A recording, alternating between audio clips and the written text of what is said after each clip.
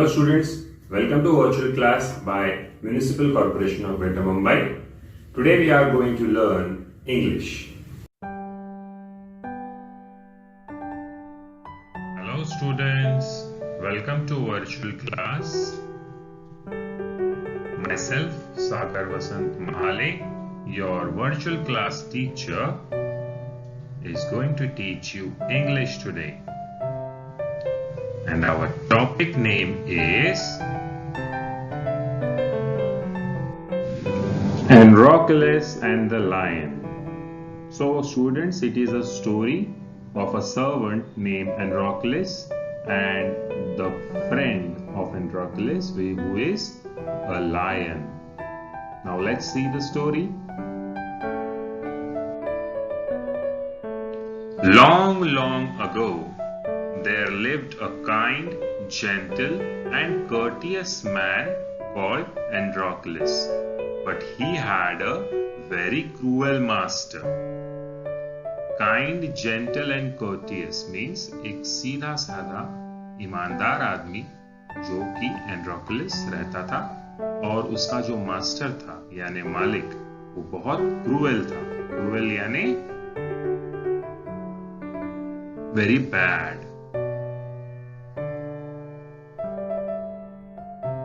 In those days, kings, nobles, and other wealthy men used poor people as their slaves. उन दिनों जो राजा, जो बड़े बड़े लोग होते थे, अमीर लोग, वो गरीब लोगों को अपने गुलाम के तौर पे इस्तेमाल किया करते थे.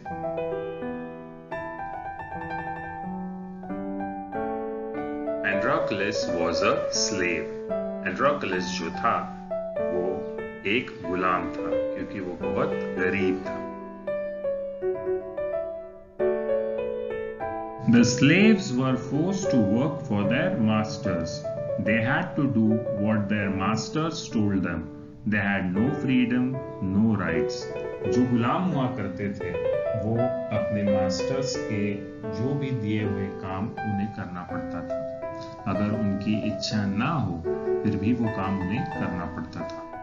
आपको तो पता होगा कि गुलाम होना कितना बुरा होता है, और इसीलिए वो सारे जो गरीब लड़के थे वो इन बड़े बड़े अमीर मास्टर्स के गुलाम हुआ करते थे, और उन्हें ना कोई आजादी होती थी, ना कोई अधिकार, ना उन्हें पगार मिलता था, ना कुछ, और उन्हें ऐसे ही काम करना पड़ता था.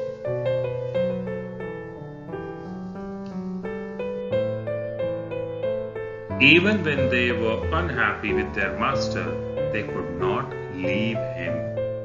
अगर कोई गुलाम अपने मास्टर से अनहैप्पी हो, नाराज हो, या उसे वो पसंद नहीं हो, फिर भी वो अपने मास्टर को छोड़ के कहीं भी भाग नहीं सकता था. उसे उसी मास्टर के पास रहना पड़ता था, और इसीलिए सारे गुलाम बहुत परेशान हुआ करते थे. ऐसे ही हमारा एंड्रोक्लस जो है वो भी अपने मास्टर्स के हुकूमत की वजह से बहुत ही ज्यादा परेशान था. They were bound by law to obey their master, however wicked he might be. एक कानून था कि हर गुलाम को अपने मास्टर के अंदर काम करना ही है, चाहे वो कितना भी विकेड का मतलब होता है बुरा इंसान, बहुत ही कपटी इंसान, और वो कितना भी कपटी हो या बुरा हो, उस मास्टर के नीचे उस गुलाम को काम करना ही पड़ता था. ऐसा उस जमाने के राजाओं का नियम ही था, एक लॉ था, और उस लॉ के तहत वो गुलाम जो थे वो अपने मास्टर के खिलाफ नहीं जा सकते थे.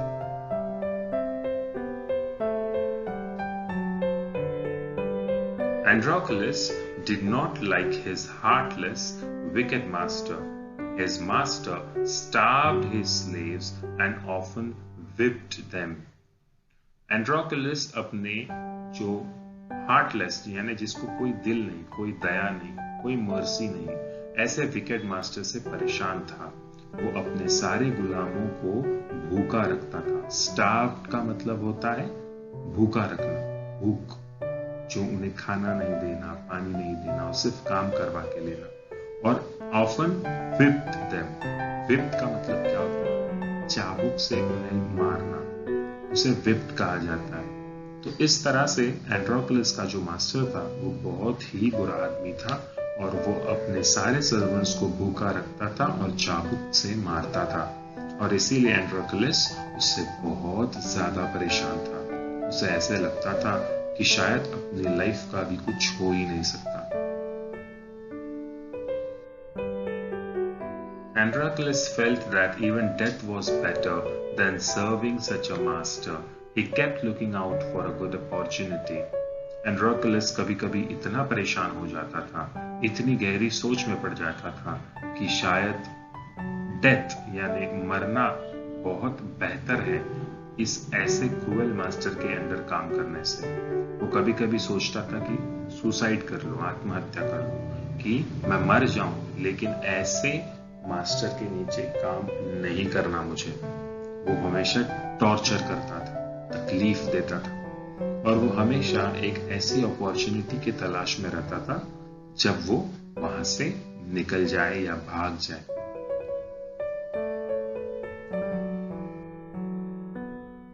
At the first chance he got, he escaped from the clutches of his cruel master. जैसे ही पहला चांस मिला, एक ऐसी अपॉर्चुनिटी मिली, एक ऐसी मौका मिला कि वो अपने मास्टर, अपने क्रूएल मास्टर की गिरफ्त से बाहर निकल गए। क्लचेस यानी उसके ताव से, उसको छुटकारा मिल गया उसे, उसकी गिरफ्त से। And he escaped from the clutches of his cruel master. Now, although Androclus had thus run away, he was not a coward. He took shelter in a forest. अब जबकि एंड्रोक्लस भाग रहा था, वो अपने कावर्डनेस यानी डरपोक, वो डरपोक नहीं था कि वो भागा, उसे वो टॉर्चर मंजूर नहीं था। ऑफ कोर्स हर इंसान को समान आजादी और अधिकार होने चाहिए, लेकिन पुराने जमाने में गरीबों को हमेशा गुलामों की तरह ट्रीट किया जाता था, और इसीलिए एंड्रोक्लस ने भागने का सोचा। वो डरपोक नहीं था, उसने उस गहरी रात में अंधेरे जंगल में एक शेल्टर लिया, यानी वहां पर उसने एक आसरा बना लिया कि आज की रात हम इस जंगल में गुजारेंगे। He was not afraid of the wild beasts that roamed the forest. He did not mind that he had no roof over his head. उसे बिल्कुल भी डर नहीं था कि रात के समय उस घने जंगल में जंगली जानवर घूमते होंगे, वो शायद उसे नुकसान पहुंचाएंगे, लेकिन उसे किसी भी चीज का डर नहीं था, बल्कि वो आनंदी था कि उसे उस क्रूएल मास्टर से छुटकारा मिल गया। उसे बिल्कुल भी परवाह नहीं थी कि उसके सर के ऊपर कोई छत नहीं है, उसके लिए कोई कपड़ा नहीं है, रोटी नहीं है। वो बस इतना खुश था कि उसे अब उस मास्टर के अंडर काम नहीं करना है, और इसीलिए उसने एक केव यानी एक छोटी सी गुफा में रात गुजारने की सोच ली। He was happy that he was free as a bird to go wherever he wished. वो सिर्फ खुश था कि वो एक आजाद पंछी की तरह जहां मर्जी चाहे वहां जा सकता था।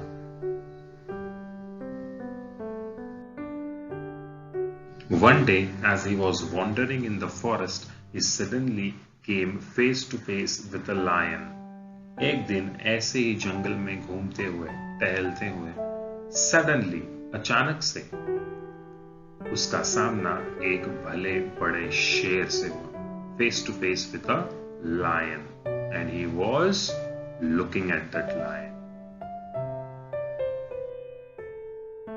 He suddenly came face to face with a lion.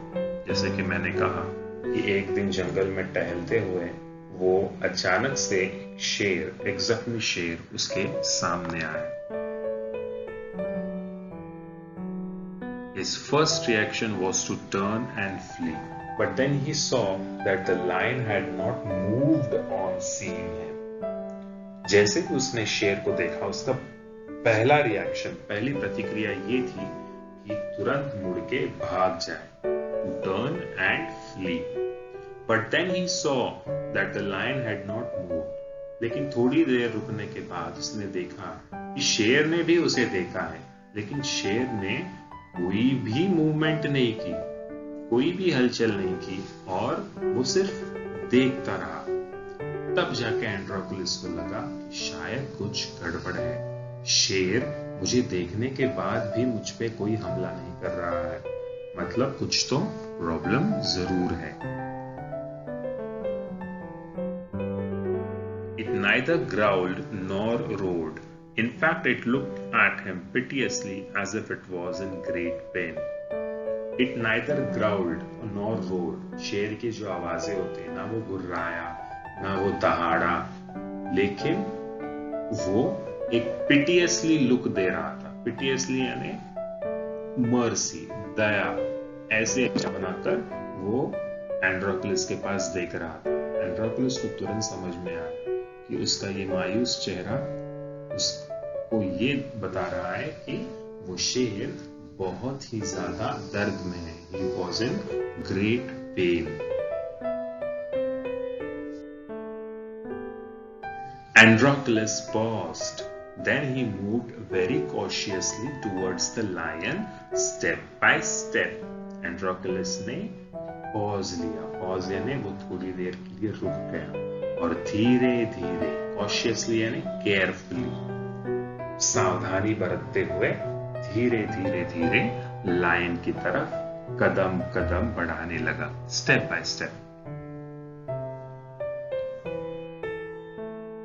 The lion moaned and whimpered. Please help me, its eyes seemed to say. Lion Androclus को नजदीक देखकर मोन करने लगा। मोन एंड whimpered यानी जख्मी हालत में जैसा एक कुत्ता होता है, वो कैसा पिटियसली वॉइस निकालता है, वैसे ही लायन जख्मी हालत में धीरे से आवाज निकल रहा था, मानो कि वो ये कहना चाह रहा है कि प्लीज मेरी मदद करो, प्लीज मेरी मदद करो। When Androclus drew near, the lion lowered its head and began to lick its paw. जैसे एंड्रोक्लस उसके नजदीक गया, लायन ने, शेर ने अपना सर झुकाकर उसके पॉ यानी हाथ को लिक करने लगा, चाटने लगा कि मुझे हेल्प करो। मानो वो शेर अपनी सारी एक्सप्रेशंस यही बता रहा था कि मैं बहुत दर्द में हूं, मुझे मेरी हेल्प कर दो।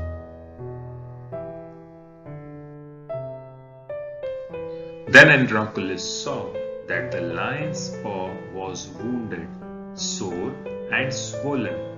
On a closer look, Androclus noticed that a big thorn had pierced one of the lion's toes.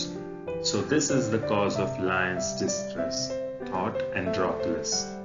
जैसे एंड्रोक्लस ने शेर का पैर देखा, उसका पंजा देखा, तो वो wounded था यानी जख्मी था और सूज गया था। जैसे उसने नजदीक से देखा, एंड्रोक्लस ने एक बड़ा सा कांटा, बिग थॉर्न, जो कि लायन के जो पंजा था उसके आर पार चला गया था और बहुत ज्यादा खून बह रहा था, और शायद इसीलिए लायन इतनी तकलीफ में नजर आ रहा था, ऐसा एंड्रोक्लस ने सोचा।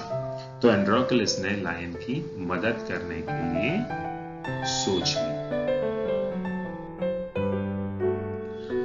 Summoning up all the courage, Androclus stretched his hand slowly towards the injured paw. He was afraid that the lion would attack him if it touched its swollen paw, but the lion seemed to understand his good intention. पूरी करेज को समन करके, यानी अपने आत्मविश्वास को एकत्रित करके, उसने लायन का जो पंजा था अपने हाथ में लिया धीरे से, और उस पंजे में जो कांटा छुपा था उसको निकालने की कोशिश कर रहा था। लेकिन साथ ही में उसे ये भी डर लग रहा था कि लायन कहीं मुझे झपट ना दे।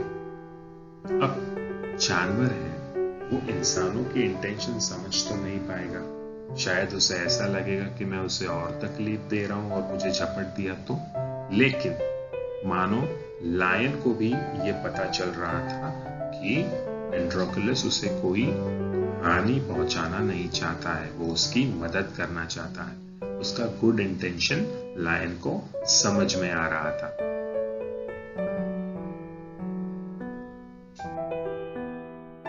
Androclus took the paw in his left hand. Deftly, he pulled out the thorn. Androclus ने उसका पंजा अपने लेफ्ट हैंड में लिया और डेफ्टली, तुरंत उसने वो कांटा एक झटके में निकाल दिया। Then tearing a piece of his own clothing, the kind man bound up the lion's injured paw.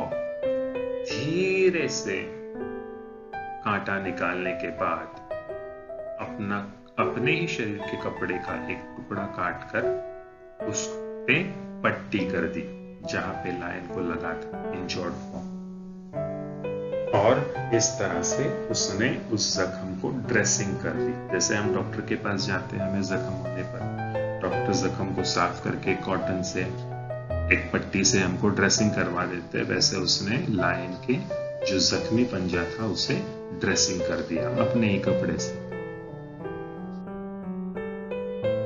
To his surprise and wonder, the lion then licked his arm as if to show gratitude. To his surprise, एंड्रोक्लस एकदम चौंक गया और एकदम से wonder करने लगा कि lion उसके आर्म को, उसके हाथ को चाटने लगा, मानो कि वो लायन एंड्रोक्लस को थैंक यू बोलना चाह रहा। ग्रैटिट्यूड यानी आभार व्यक्त करना।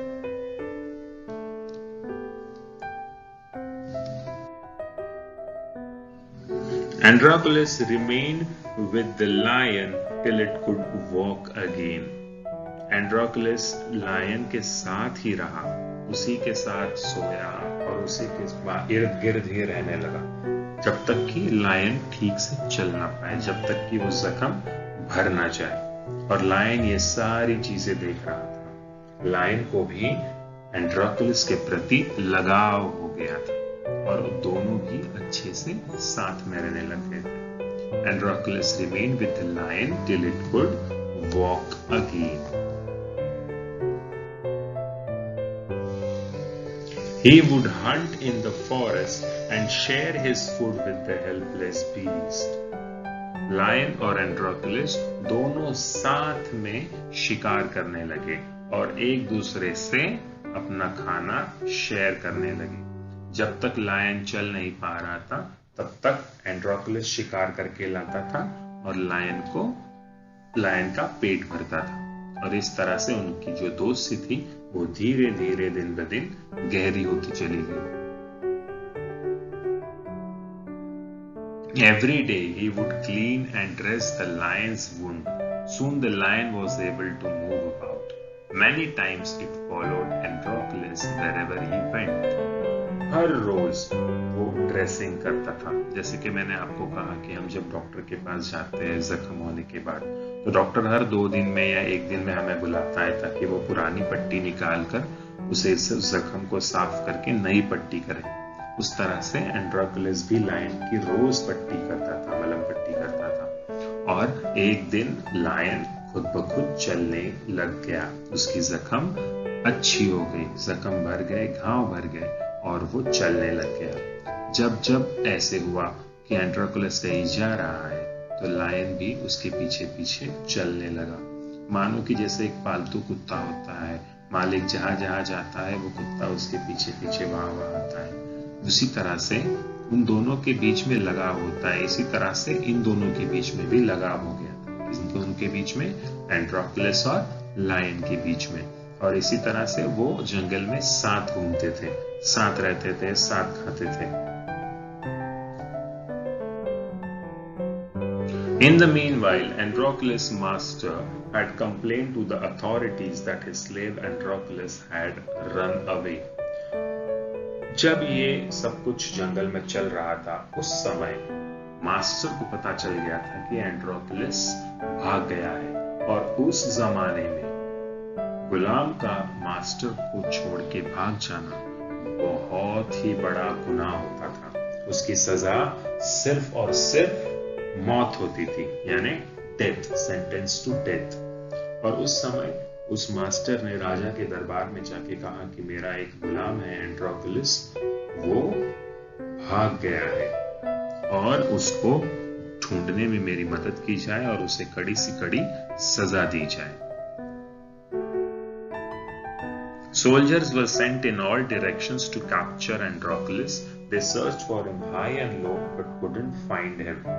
Soldiers यानी राजा की सेना जो थी, जो सैनिक थे, उनको हर चारों दिशाओं में भेजा गया ताकि वो एंड्रोक्लस को ढूंढ सके। सोल्जर्स ने चारों दिशाओं में, जंगल में, गांव में, बस्तियों में, हर जगह पे एंड्रोक्लस को ढूंढा, लेकिन वो उसे ढूंढ नहीं पाए।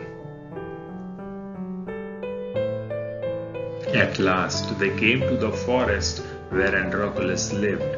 It so happened that Androclus had gone out alone that day while the lion rested near the cave.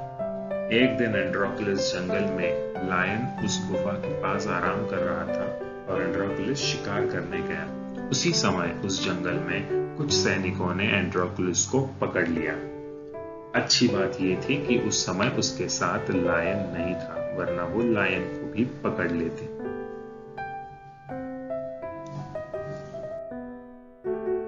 Both of them fell into the hands of soldiers. The soldiers took them back to the city. लेकिन एंड्रोक्लस को पकड़ते हुए lion ने देख लिया और lion उसके पास जब बचाने पहुंचा तो सैनिकों ने उस लायन को भी एक पिंजरे में कैद कर दिया और दोनों को भी राजा के किंगडम में यानी राजा की सिटी में लेके गए।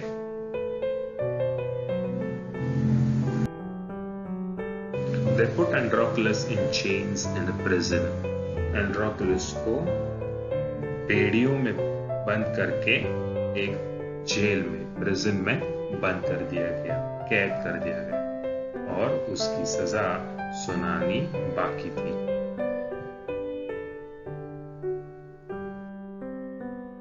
The lion was caged. In those days, people who were found to be guilty of a serious crime were put to wild beasts as punishment. उन दिनों जो भी कोई सीरियस क्राइम करता था, सीरियस क्राइम यानी बहुत ही बड़ा जुर्म जो होता था वो करता था, तो उसके लिए एक ही पनिशमेंट हुआ करती थी कि जो जंगली जानवर होते थे उनके सामने उन्हें फेंक दिया जाता था ताकि वो जंगली जानवर उन्हें खा जाए और उनकी मौत हो जाए। इसी तरह से एंड्रोक्लस की भी सजा वही थी, क्योंकि उस जमाने में मास्टर को छोड़ के भाग जाना एक सीरियस क्राइम माना जाता था और इसीलिए उसकी सजा भी सेम थी। Running away from one's master was a very serious crime at that time. Therefore, Androclus too was to be thrown to the wild beast. जैसा कि मैंने आपको कहा कि उस जमाने में अपने मास्टर से भाग जाना एक बहुत घिनौना और सीरियस क्राइम माना जाता था और इसीलिए एंड्रोक्लस को भी सेम सजा मिलने वाली थी। उसे भी एक जंगली जानवर के सामने फेंक दिया जाने वाला था और वही उसकी पनिशमेंट थी, sentence to death. On the appointed day, the emperor arrived at the circus and took his place. जब जो दिन पनिशमेंट का जो दिन था, उस दिन पे एम्परर यानी राजा वहां पर सर्कस के पास अराइव हुआ, पहुंचा और उसने अपनी राजगद्दी पे विराजमान होने के बाद वो एक एक्चुअली शो होता था। किसी की पनिशमेंट जो थी वो एक एंटरटेनमेंट, सर्कस जैसे हम सर्कस देखने जाते हैं, हम मूवी देखने जाते हैं, हम एंटरटेनमेंट के लिए जाते हैं, तो उस जमाने में किसी की पनिशमेंट भी बाकी लोगों के लिए एंटरटेनमेंट होती थी और ये सारे अमीर लोग, राजा, ऐसे ये सारे घिनौने जो पनिशमेंट्स होते थे वो देखा करते थे और एंटरटेन हुआ करते थे। The crowds cheered loudly. The trumpeters blew the trumpet and Androclus was brought into the arena. Crowd जो थी, जैसे कि मैंने कहा कि जिसको पनिशमेंट मिल रही है वो अकेला मायूस, वो अकेला डर में रहता था, लेकिन बाकी सारे लोगों के लिए वो क्या हुआ करता था, एक जश्न हुआ करता कि सब लोग देखेंगे कि कैसे लायन एक आदमी को खाता है, और वो चीयर करते थे। जैसे हम क्रिकेट मैचेस में देखते हैं ऑडियंस चीयर करती है, वैसे वो ऐसे पनिशमेंट्स के टाइम पे क्राउड्स चीयर करते थे। ट्रम्पेटियर्स यानी जो भोंपू बजाते थे वो जोर जोर से भोंपू बजाते हैं। और उसी दिन उससे ये सब हो रहा था, तब एंड्रोक्लस को अरेना यानी एक बड़ा सा सर्कल होता है जहां पर लायन को और उस पनिशमेंट जिसको मिलने वाली उन दोनों को छोड़ा जाता है। उस अरेना में एंड्रोक्लस को बुलाया गया। His chains were unbound. He felt weak and dismayed. He was certain that this was the last day of his life. उसके सारी बेड़ियां खोली गई और उस अरेना में उसे छोड़ दिया गया। वो बहुत ही कमजोर महसूस कर रहा था और वो कंफर्म हो गया था, सर्टन हो गया था कि आज उसकी जिंदगी का आखिरी दिन है। आज के बाद तो वो जरूर बच नहीं पाएगा, क्योंकि जो भी जंगली जानवर उसके ऊपर छोड़ा जाएगा वो उसे खा जाएगा। Androclus was filled with fear, but he put up a brave front. Androclus के दिल में बहुत डर बैठ गया था, लेकिन वो फिर भी अपने चेहरे पर ब्रेवरी दिखा रहा था। वो ऐसे जता रहा था कि ठीक है, चलो यही मेरी लाइफ का एंड है, तो मैं इसे ब्रेवली फेस करूंगा। At the opposite end, a gate was raised and a ferocious lion was released into the arena. It had been kept hungry to make it more ferocious. और opposite end, दूसरी तरफ एक gate था, उस gate को खोला गया, उसमें से ferocious यानी बहुत ही जंगली और बहुत ही भूखा शेर वहां से छोड़ा गया, बहुत ही खतरनाक। और उसे भूखा रखा जाता था ताकि वो और भी चिड़चिड़ा हो जाए और जो भी दिखे उसे वो तुरंत खा जाए। इसीलिए उसे भूखा रखा जाता था, to make it more ferocious. And वो गेट खुलने के बाद उस अरेना में एंड्रोक्लस के सामने वो लायन छोड़ दिया गया। The lion saw Androclus and rushed towards them, bounding and roaring. जैसे लायन ने एंड्रोक्लस को देखा दूर से, वो तुरंत उस पे झपटा और दहाड़ते हुए उसकी तरफ भागने लगा।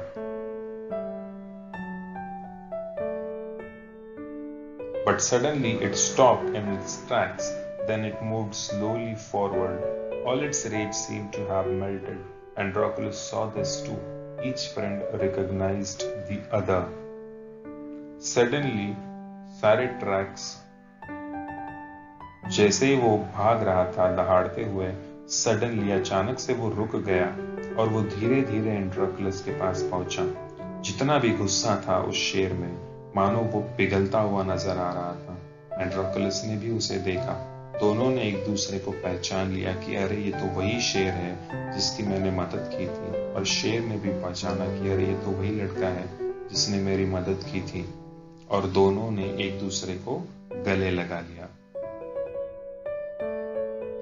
To everyone's amazement, the lion bounded towards Androclus again, but when it reached him, it began to purr and rub its nose against him.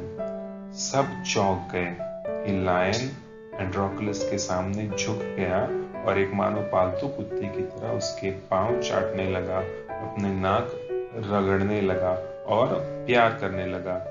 ये सब देख के सब जो क्राउड था, एम्परर था, राजा था, सब चौंक गए देख के कि ये कैसा करिश्मा है कि एक भूखा दहाड़ता हुआ जंगली शेर एक मामूली से इंसान के सामने ऐसे क्यों कर रहा है। Androclus hugged the lion. He wept with relief and joy.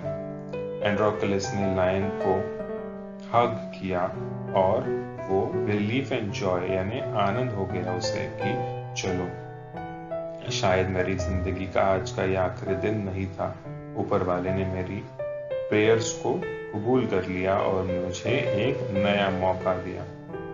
उसने जो अच्छा काम किया था आज उसका उसे फल मिला। The audience, including the emperor, watched this tender sight in a great wonder.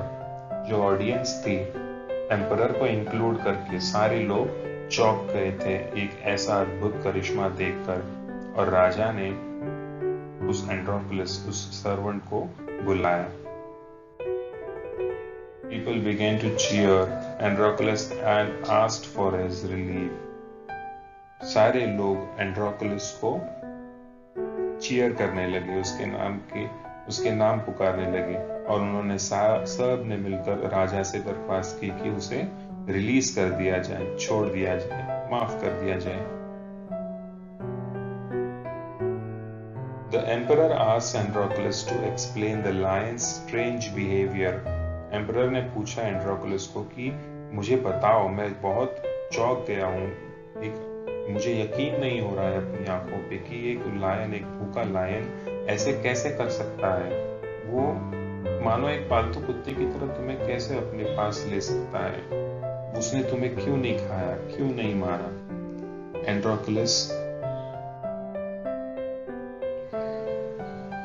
एंड्रोक्लस ने कहा कि उसे पूरी स्टोरी सुनाई राजा को कि कैसे वो जो बीस्ट था, जो जानवर था, उसका दोस्त कैसे बना, उन दोनों के बीच में दोस्ती कैसे गहरी होती गई, और किस तरह से एंड्रोक्लस का कर्ज उस शेर ने अदा किया। एम्परर को बहुत ही अच्छी लगी ये स्टोरी, और ऐसी फ्रेंडशिप देखकर एम्परर भी बहुत खुश हो गए।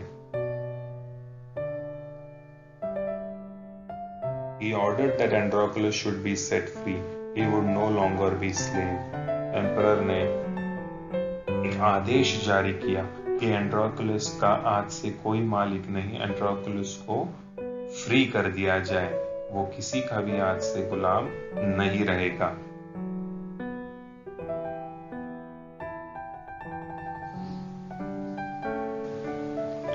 When the emperor asked Androclus what other reward he would like, Androclus replied that he did not want anything for himself, but he wanted the lion to be set free too. The two friends went back to the forest to live a free life. जब एंड्रोक्लस को राजा ने पूछा कि तुम्हें और क्या चाहिए reward के तौर पे, बख्शीश के तौर पे, तो एंड्रोक्लस ने कहा कि मुझे मेरे लिए कुछ नहीं चाहिए, बट ये जो शेर आपने कैद करके रखा है, उस शेर को भी आप फ्री कर दीजिए। और राजा ने उसकी ये इच्छा को पूरी करते हुए शेर को भी फ्री कर दिया, और दोनों भी, एंड्रोक्लस भी और शेर भी, जंगल में अपनी दोस्ती निभाते हुए एक आजाद जिंदगी जीने के लिए चले गए, और उस दिन से वो दोनों जंगल में ही रहते लगे, खुशी खुशी और साथ साथ। तो बच्चों, मैं उम्मीद करता हूँ कि आपको ये स्टोरी समझ आई होगी। Thank you very much.